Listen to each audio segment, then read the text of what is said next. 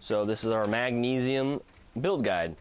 A lot like a Zinc, a couple things to look out for, but overall pretty easy. All the hardware and prints you need are here. A lot of it is just a standard Zinc hardware with, you know, the standard guide rod, spring, plunger tube, 440 screws, plunger core, stuff like that. But the things that are different is you will need more 440s because there are a lot more parts to it, and you will need for the stock hex head or socket head M3s and M3 heat inserts, as well as this one has 2 O-rings on the pusher, so that's different. But everything else assembles like a Zinc. The only real difference is the front end and the mag release. So here we go. We're going to start by filing the kazoo out of the trigger linkage. So we want this trigger linkage to basically slide very freely into the slot here. So we're going to have to file it so that way it fits. So I like to start by kind of working it in, kind of loosening it up. And if you have the newest file set, depending on your print tolerances, it would make it easier because you won't have to file as much. So step 1 is check your fit of your parts. Just like a normal Zinc, we'll also test fit our trigger, make sure that slides freely, and it does. And then we'll test fit the trigger onto our barrel, make sure that slides freely. If it's a little stiff, you have to file it. We'll do that here. It's a round file. Check out that elephant's foot. Any overhangs, maybe a little more. There you go. It'll slide freely back and forth. Then we'll test the barrel in the frame as well. So that'll go in pretty good. Maybe I'll file it a little bit, so that way I can be sure that the barrel is going to fit and not sit crooked. Looks good. So then I'm going to test it with the trigger and the frame and the barrel. Make sure the trigger still moves. Now the trigger locked up a little bit, so it's not as smooth, so I'm going to file it a little more. I'm going to probably file the frame, or you could file the trigger. Try that again. Yeah, that's nice. Now it just drops free. So then I'm going to, you're going to put the barrel in with the chamfered end, or the loading end, in first. And then the other end will just be a normal, just a chamfer or a D-bird end. Then we're going to put our trigger spring behind the trigger, and we're going to slide the barrel. Make sure you don't pinch the spring though. Slide the barrel all the way back, and it should sit flush with the end. Just get that in there all the way. There we go. And the trigger should actuate and reset just fine. Then we will file this guy. I'm gonna file it down so it fits. Try to test fit that. Ooh, that's a lot better, but still it doesn't kind of drop free. So I'm gonna keep going until it drops free. But we were very close. Yeah, now it's very good. So keep doing on the back and the bottom. I'm doing the back and the bottom so you don't see the sanding marks on the visible sides. Yeah, so it's good on the very first 2 inches, but then after that it stops. So then I'm gonna keep moving down the shaft. I'm gonna make sure that it's straight. If you file and it heats up, you could end up kind of bending it. So I wanna keep it straight because that'll affect the friction, of course.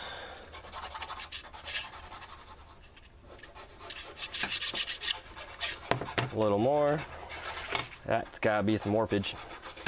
What you can do is you can also use an edge deburr and kind of go down the sides if the corners maybe ghosted on you a little bit. So if you give it a little, if you drop it in, give it a little shake, it goes all the way down. And that's what we want.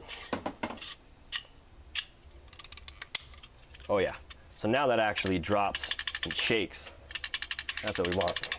Okay, so that was step 1. Filing the sucker. Okay, but we're going to edit all that out because if you just use our newest file set, you'll have less and less filing depending on your print settings. You can also scale that down, I guess, print at 99% or something like that. But next I'm just going to work on the front muzzle. It's a standard Zinc setup, so first I'm going to install my sear into my front piece. with a 1-inch 440 flathead and my sear spring, which is the little guy that likes to launch across the room, so be very careful. But we'll make sure that my screw fits into my sear and that it pivots and swivels loose. And then we will put the sear onto this spring like this. And what I like to do is, while holding that together, press it onto the front like this.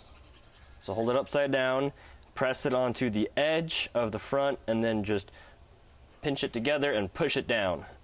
And then the spring should stay in there. And then you can put the screw in the side through the spring.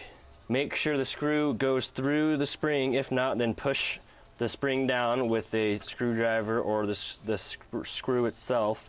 And then make sure that the screw goes through the spring, and that way the sear rotates. And we're good. Next, I will check the fit of the holes, so my guide rod should go through smoothly. Again, depending on your print and finish and whatnot, you may have to drill it with a 9/64 drill bit. Okay, so the guide rod should, be able to thread in there. Perfect. Then we're going to do our thumb nut. And so to install that, I'm going to install the thumb nut on the longer thread of the threaded rod, the guide rod. And then I'm going to put a little bit of super glue on the base of the thumb nut. And then I'm going to put the guide rod into the front piece so the thumb nut aligns with that hole. And if it's too tight, then we can hammer it, or we can even heat set it if you have a soldering iron. So you can either use your soldering iron and heat up the thumb nut to get it to kind of bind into the plastic, or you can just give it a couple of gentle wraps with something. So this spare barrel we have, we can actually just use it to press in that nut. If you want to set it on a table and press it in, you can set the edge of it on a table. Maybe we should install the thumb nut first. Probably should have done that. But we're going to just set in that thumb nut. So we're going to press it, hold it into place, and then get it in the hole. I'm going to set it on a table, so that way I'm supporting it on a table, and then smack it. So the thumb nut, if you put your finger in there, you should feel it sit flush or up against the side, so that's what we want. And then I'm going to install the front and my trigger. So I've got this trigger linkage, and it goes the wide hole in first. And then I'm going to take a 440 screw, drop it into the trigger linkage, and then I'm going to screw that down. The linkage will screw into a hole on the trigger, so they'll set together just like that. Then when I push on the linkage, it should activate the trigger. Then the trigger cap goes on top of that, but the nub, you can super glue this if it's loose for you, but you can press on the trigger cap onto the linkage.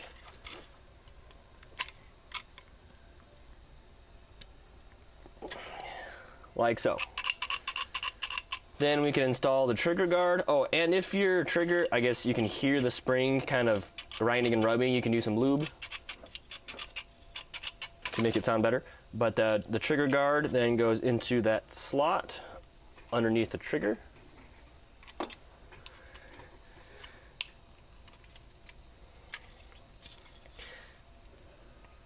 It'll be a little hard to get in, so I'm going to use like a screwdriver to help me push it on. Then we can put the front on, and again I can just push it on the table like a normal Zinc. I can slide that on top like that, and then while supporting it I can press it on to a table. And if it's really stuck, you can give it a couple of gentle wraps with a mallet or a hammer so it sits flush on there like that. Nice friction fit. And then we can attach that muzzle with 2 more 440s. Because if the friction wasn't enough, it definitely is going to be held on now.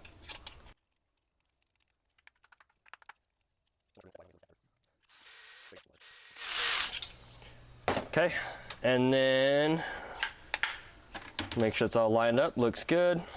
If you need to, do clean out your P-car to make sure there's no gunk in there or strings. You will shoot off to the side if that's the case. And then the rest of it's assembled with the slide like a normal Zinc. So we'll take our slide, we'll make sure the slide fits on the frame. We're bueno. Then make sure the catch slides in there and moves up and down. It's a little stiff, you can file the inside.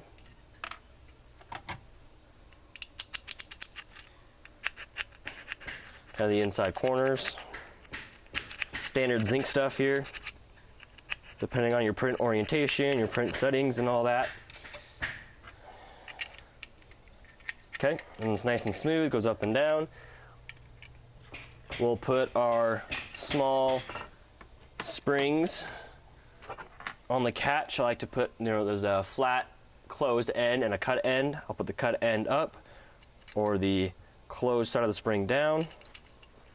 And then I will top that off with my slide cover with another 440 on top.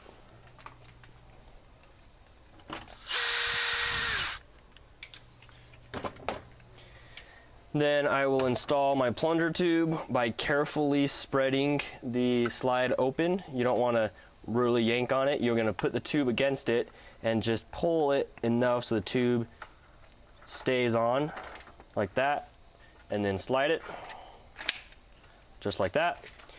And then I will assemble the plunger that goes inside the plunger tube. So we're going to take our guide rod with our hex nut and do a drop of super glue, or you use thread lock. I like to use super glue on the shorter side of the thread, not the longer side. The side with the less threads will get a drop of super glue. I will screw on the hex nut.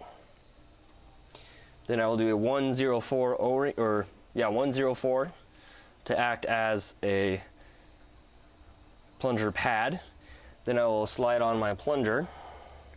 Make sure that slides freely. Then I will put another 104 O-ring on, and I will lubricate that O-ring. Plunger core onto the plunger. Screw that on. If it's tight, you can use a pair of pliers or an 11mm wrench. And I just hold that with my hand and twist it, but if you don't have a good enough grip, you could use 2 pairs of pliers to tighten it. You don't want to tighten it so much that there's a lot of friction. You could over compress the O-ring, so then you can loosen it a little bit, and then you can feel that that still slides smoothly, so we're good. We're going to put a 017 O-ring, or the largest size O-ring, on the plunger.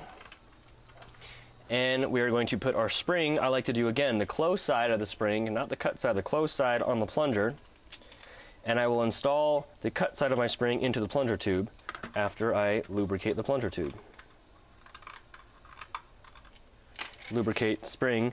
Now you notice the spring is very long, so we have to install the slide onto the frame, and while pushing the guide rod forward, we're going to push it forward so that it protrudes from the center of the slide, lines up to the thumb nut, and then we can screw it in. I find this easiest to do with a socket. So this is a 5/16 socket and a little adapter that I'm going to use to help me push.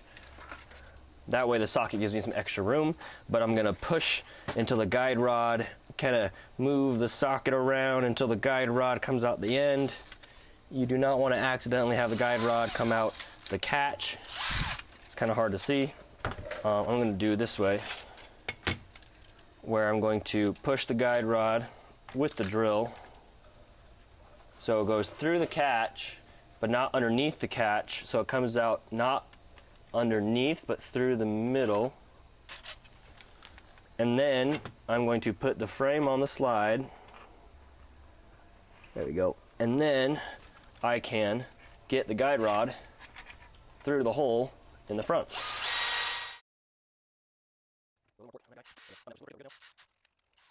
But basically, yeah, you prime it. Look, we got it primed. And then we'll install our rear piece, which is going to be another 017, or the widest O-ring on the back. Then we're going to do 2 011 O-rings on the pusher. Oops. Then we are going to lubricate the little O-rings, lubricate the big O-ring, lots of lube. And then we are just going to install the rear onto the plunger tube, just like that. Push it on until it locks into place. And then like a normal Zinc, that installs with 2 440s in the back. I'm going to hold it together just because sometimes it likes to warp out and I want a nice tight build. So yeah, we got our slide working now. So yeah, got our back piece on. Then we'll finish the front and the mag release. So all that's left, I'm going to do the front now. Why not?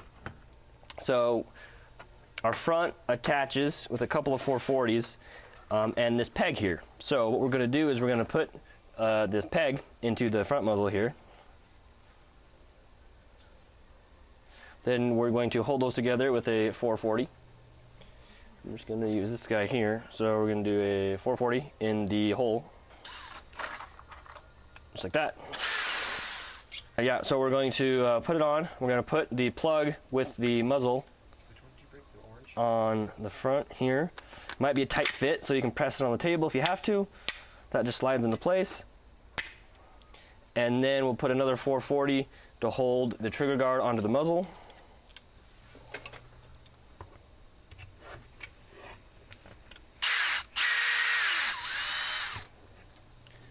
Just like that.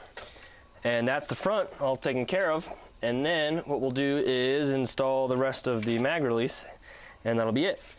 So we're going to take our detent and our plate and their last spring, and we're going to put the spring in between the detent and the plate. Okay, I'm going to do the detent first in the plate. And again, I want this to be free sliding and there's some friction in it, so I'm going to file either side.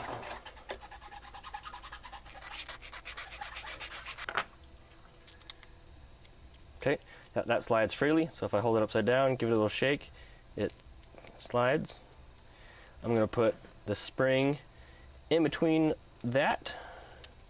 It's going to be kind of tricky to get it in, but just push it down, and if you need to, you can use like a flathead screwdriver to kind of finagle the spring in there. Kind of compress the spring and push it down. Don't let it launch across the room. There you go. That is our detent catch mechanism for the mag. And that just sits on the bottom here. And that'll just push in.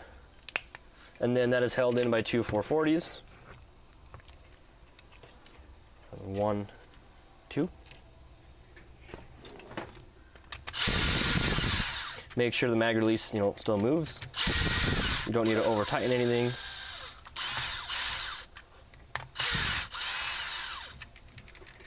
Okie dokie. And then we'll connect the mag release detent to the other part. So here's the manual one. Now you can super glue this in if it's loose, or you can just press fit it in.